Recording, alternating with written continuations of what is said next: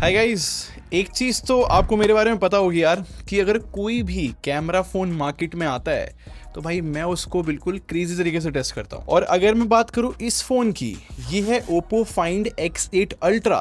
ये तो भाई अल्ट्रा कैमरा फ़ोन है, तो मैं काफ़ी एक्साइटेड हूँ देखने के लिए कि क्या इंप्रूवमेंट्स है इस फ़ोन को लेके। मतलब मैं ट्विटर पे देख रहा था, लिटरली इस फ़ोन को लेके काफ़ी ज़्यादा हाइप है। मतलब लोगों को ये तक एक्सपेक्टेड है कि ये शायद वीवो और शाओमी को भी क्रॉस कर देंगे इस बार। मतलब ओप्पो ने इतना अच्छा फ़ोन निकाल दिया है, तो मेरे को टेस्ट करना है भाई क्या ये सच है कि नहीं। तो पहले अनबॉक्स कर लेते हैं। और जितनी अच्छी फ़ोटोज़ इस फ़ोन की मार्केटिंग में यूज़ की जा रही है ना, मैं बहुत एक्साइटेड हूँ कि यार कैसा रहेगा इसका कैमरा। खैर बॉक्स में जो है यहाँ पर सिलिकॉन केस दिया है। खैर यहाँ पर फोन है, एक बार के लिए साइड रख रहा हूँ, देखते हैं कौन सा चार्जर है। चार्जर बड़ा पोर्टेबल लग रहा है यार, 100 वॉट का है ये। और सिम इजेक्टर को डेडिकेटेड जगह दे रखी है। बाकी जो केबल है वो टाइप A to C है। अब मैं आपको दिखाता हूँ फोन कैसा दिखता है। एक चीज जो सबसे पहले हर किसी को नोटिस होनी चाहिए कि कैमरा बम्प बहुत बड़ा नहीं है। कैमरा बम्प कम क्यों बोला, इसके लिए Xiaomi का 15 अल्ट्रा देखो और साइड बाय साइड कितना ज्यादा यार Xiaomi 15 अल्ट्रा का कैमरा बम्प। अच्छा लुक्स या फिर इन हैंड फील की बात करूँ ना, इस बार तो बहुत सेफ डिजाइन लैंग्वेज यूज करी है। क्योंकि मुझे याद है लास्ट ईयर जब Find X7 अल्ट्रा लॉन्च करा था ओप्पो ने, उसमें तो जो है वीगन लेदर यूज करा था, काफी कूल डिजाइन था। खैर मेन पॉइंट की मैं बात करूं तो इस बार ये जो Find X8 अल्ट्रा है ना, ओप्पो कहना है कि इसमें लूमो टेक्नोलॉजी यूज करी है। अब इस टेक्नोलॉजी का फायदा ये है कि ओप्पो का कहना है कि जैसे रियल लाइफ में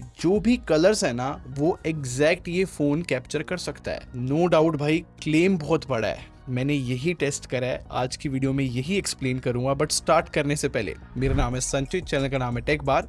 मैं आप लोग का टेक खरीद एक्सपीरियंस बेटर करना चाहता हूं, तो सब्सक्राइब बटन पे क्लिक कर लो, साथ में बेल आइकन जरूर प्रेस कर लेना। अच्छा इस फोन के कैमरे की बात करने से पहले जस्ट थोड़ा सा ओवरव्यू दे देता हूं कि इस फोन का डिजाइन कैसा है। मेरे हिसाब से ओप्पो ने जो है लेटेस्ट टेक्नोलॉजीज यूज करी है। फॉर एग्जाम्पल इस फोन के अंदर सिलिकॉन कार्बन बैटरी यूज करी है। इस बैटरी का फायदा ये है कि ये साइज में बहुत ज्यादा थिक नहीं होती और ज्यादा कैपेसिटी भी होती है। और इस चीज का फायदा इस फोन में दिख रहा है। मतलब 6100 mAh बैटरी होने के बाद भी इस फोन की थिकनेस मुझे कम लगी। और बड़े चेंज की बात करूं तो ओप्पो और OnePlus, आपको याद है अलर्ट स्लाइडर यूज करा करते थे। मतलब OnePlus की तो पहचान ही अलर्ट स्लाइडर थी। अब ओप्पो और OnePlus ने डिसाइड किया है कि अलर्ट स्लाइडर को अपग्रेड करके शॉर्टकट बटन देंगे। नो डाउट, जैसे कि एप्पल ने जो है अपना म्यूट स्विच हटा के एक्शन बटन दिया था ना, सेम स्ट्रेटेजी यहाँ पर ओप्पो भी यूज करेगा और OnePlus भी यूज करेगा फ्यूचर वाले फोन्स में। इनफैक्ट एप्पल की तरह ये शॉर्टकट बटन में भी कस्टमाइजेशन देखने को मिलती है। और अब मैं एक जगह पे आईफोन की एनिमेशन दिखाता हूं जो कि एक्शन बटन को कस्टमाइज करने की है, और दूसरी जगह पे ओप्पो की एनिमेशन देखो, मेरे हिसाब से तो भाई बहुत ही मिलती जुलती है। तो क्लियरली पता लग रहा है कि इंस्पिरेशन ली है एप्पल से। बाकी पावर बटन की नीचे वाली साइड पे इस फोन में भी कैपेसिटिव कैमरा बटन मिलता है। ये जो है कैमरा ऐप लॉन्च भी कर देता है और पिक्चर्स भी क्लिक हो जाती है। और बेसिक चीजों की भी मैं बात करूं तो भाई अल्ट्रा फोन है, तो बेसिक चीजें बहुत स्ट्रॉन्ग डाली है इस फोन के अंदर। मतलब लाउड एंड क्लियर स्पीकर्स लगे मेरे को इस फोन के, सॉलिड हैप्टिक्स है। मतलब मेरे को ऐसा लगता है कि बेस्ट हैप्टिक्स है इस फोन के अंदर पूरे एंड्रॉइड वर्ल्ड से कंपेयर करो तो। और IP69 रेटिंग भी मिलती है और अल्ट्रासोनिक फिंगरप्रिंट स्कैनर भी। देखो सीधा पॉइंट की बात ये है कि इस फोन के सारे डिपार्टमेंट हाई एंड रखने की कोशिश करी है ओप्पो ने। जैसे कि 6100 mAh की बैटरी मैंने आपको बताई थी, ये 50 वॉट की वायरलेस चार्जिंग भी सपोर्ट कर रहा है। और क्योंकि स्नैपड्रैगन 8 एलीट प्रोसेसर है तो भाई हाई एंड परफॉर्मेंस है। एंड ऑनेस्टली गाइस, ओप्पो ने क्या फैंटास्टिक डिस्प्ले डाली है भाई, इसमें HDR कंटेंट देखने में बहुत सही लग रहा है मुझे। और ऊपर से बेजल्स भी काफी कम है। और एक इंटरेस्टिंग चीज नोटिस कर रहा हूं आपको, एक बार इस फोन के कैमरा मॉड्यूल को देखो। आपको लग रहा होगा ना कि सिर्फ 4 कैमरास है इस फोन के अंदर,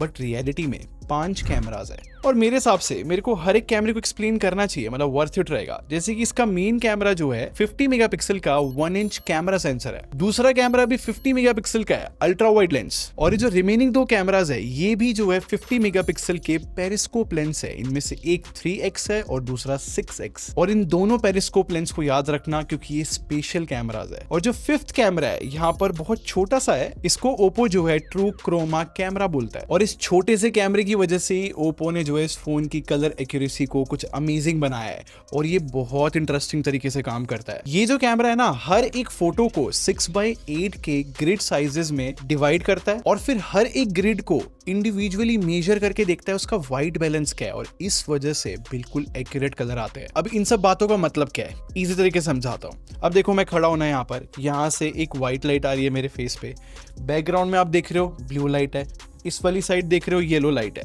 जो कैमरा फोन्स होते हैं ना, इन अलग अलग लाइटिंग को एक साथ समझ नहीं पाते, तो थोड़ा बहुत ऊपर नीचे कर देते हैं कलर्स को। और ओप्पो का यही क्लेम है कि आप जो भी पिक्चर कैप्चर करोगे उसके अलग अलग सीन के कलर्स अच्छे से ला सकता है फोन। खैर ये तो बात हो गई जो ओप्पो ने क्लेम किया है। रियलिटी पता है क्या है? मैंने इसका नॉर्मली कैमरा टेस्ट करना शुरू किया। मैं दिल्ली में रहता हूँ तो मैंने हियर एंड देयर फोटोज खींची।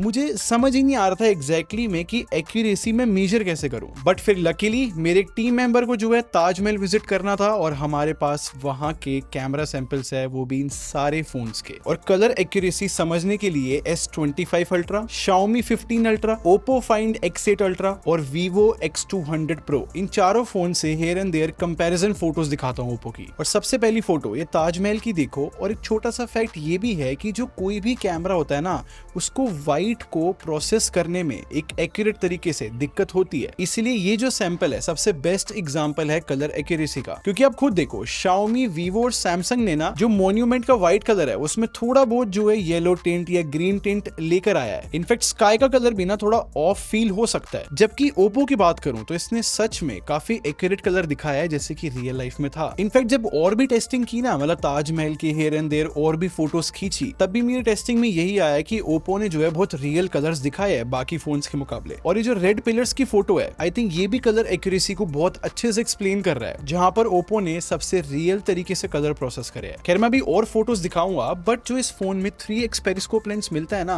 नो डाउट ये स्पेशल है, क्योंकि इस कैमरे में बड़ा एपर्चर भी डाला है और बड़ा कैमरा सेंसर भी। इनफैक्ट ओप्पो का ये भी कहना है कि घोस्टिंग और ग्लेयर्स कम करने के लिए super blue glass coating use करिए इस लेंस पे। और क्योंकि ये पेरिस्कोप लेंस जो है एक फ्लोटिंग लेंस भी है, तो इससे मैक्रो फोटोज भी आ जाती है। तो ये सारी टेक्नोलॉजी ओप्पो ने क्लेम करी है। रियलिटी इसकी भी दिखाता हूं। अब क्रॉस चेक करने के लिए मैंने सैमसंग और Xiaomi के 3x से कंपेयर किया इस ओप्पो के 3x लेंस को। और इन सारे फोन से कंपेयर करने के बाद एक चीज क्लियर है कि ओप्पो ज्यादा क्लियर शॉट लेता है, ज्यादा डिटेल रहती है। और ओप्पो ने ये जो कलर्स को रियल रखने की टेक्नोलॉजी यूज करी है, वो भी यहाँ पर हेल्प करती है स्किन टोन्स को बहुत रियल रखने में। इनफैक्ट कैसा भी सीन हो उसके भी कलर्स ये रियल रखता है। और मेरी टेस्टिंग में सबसे बेस्ट चीज पता है मेरे को क्या लगी? कैसी भी लाइटिंग सिचुएशन हो, चाहे फिर वो लो लाइट हो, डे लाइट हो, इंडोर्स हो, हर एक कंडीशन में इसका फोन बहुत रिलायबल तरीके से प्रोसेसिंग कर रहा है। और कुछ सिमिलर बातें मैं इसके 6x पेरिस्कोप लेंस के लिए भी बोल सकता हूँ।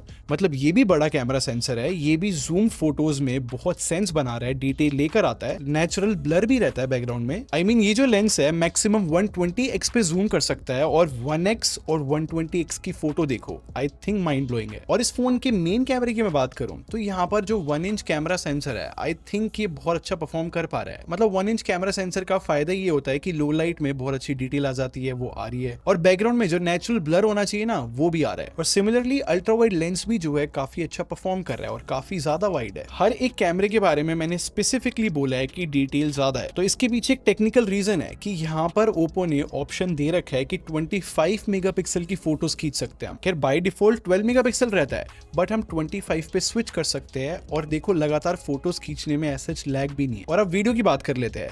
अब ये फोन ना सारे लेंसेज से 4K 60 FPS Dolby vision shoot कर सकता है। और जो 1x और 3x लेंस है उस पे जो है 4K 120 FPS का ऑप्शन है डॉल्बी विजन के साथ। अब यहाँ पर भी ओप्पो का एक क्लेम था कि इन्होंने 4 माइक यूज करे स्टूडियो ग्रेड के, तो मेरे को लगा इसको टेस्ट करना चाहिए। तो मैंने जो है आईफोन के साथ साइड बाय साइड इस फोन से शूट किया वीडियो। और पहले आप खुद एक बार माइक की क्वालिटी सुनो। ये जो पर्टिकुलर सीन है, इससे आइडिया लगेगा कि ऑडियो किस तरीके की कैच हो रही है, क्योंकि पीछे जो है बहुत ज्यादा नॉइज है और डायरेक्ट फेस पे लाइट आ रही है इस टाइम पे। इस वाले साइड पे थोड़ी ज्यादा हार्श है, इस वाले पे थोड़ी कम है, इसका अंदाज लग जाएगा। तो नो डाउट एसी का कंप्रेसर होने के बाद भी ओप्पो ने अच्छे से ऑडियो कैप्चर करी। बाकी वीडियो सैंपल को अगर मैं आईफोन से पूरा कंपेयर करूं ना, तो एक चीज मेरे को फील हुई कि ओप्पो जो है ना मेरी स्किन को बहुत ज्यादा ब्राइट कर रहा है, बट जो ओवरऑल क्वालिटी है ना वीडियो की, आई थिंक वो ओप्पो की बेटर थी। मतलब एक सीन जब आ रहा है कि मैं बिल्कुल सन के अगेंस्ट वीडियो बना रहा हूं, तो यहाँ पर आईफोन जो है मेरी शर्ट पे नॉइज लेकर आ रहा है थोड़ी, और कलर भी एक्यूरेट नहीं दिखा पा रहा है, जबकि ओप्पो जो है कलर भी एक्यूरेट दिखा रहा है और कम नॉइज लेके आ रहा है। तो आई थिंक वीडियो में भी हियर एंड देयर इंप्रूवमेंट्स है। बट पता है क्या गाइस, आज के टाइम पे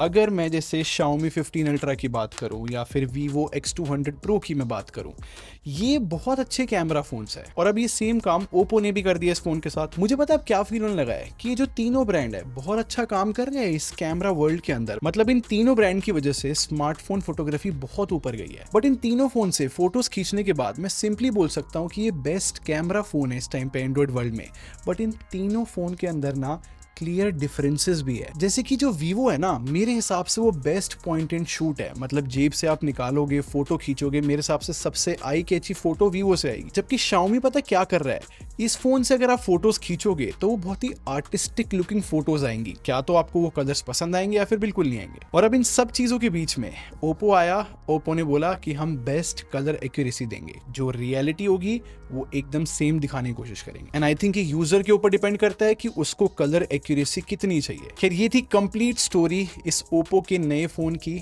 इनफैक्ट मैंने इस वीडियो में आप लोग को एकदम रियलिटी भी बता दी है कि जो स्मार्टफोन कैमरा वर्ल्ड है, अब हर एक ब्रांड किस तरीके से काम कर रहा है, अब आपको अच्छे से पता है। आप क्या सोचते हो ओप्पो के इस नए फोन के बारे में, मुझे कमेंट सेक्शन में जरूर बताना। अगर आपको ये वीडियो पसंद आई हो तो लाइक बटन पे क्लिक कर दो, बाकी सब्सक्राइब करके हमारे टेक बार आर्मी को ज्वाइन कर लो।